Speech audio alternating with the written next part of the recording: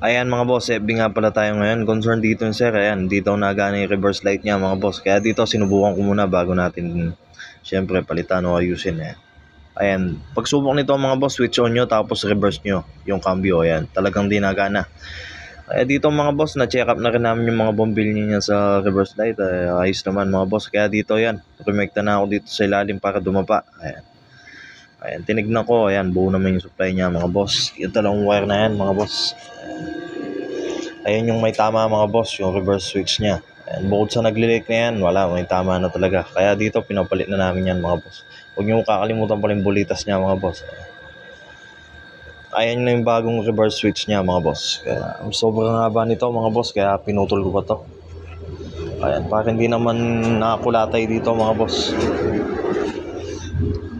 Ayan, sa paglalagay nito mga boss, madali lang naman yan. Gamit kayo ng 19mm. Yan. Tapos sigpitan nyo ng gusto. Tapos yan.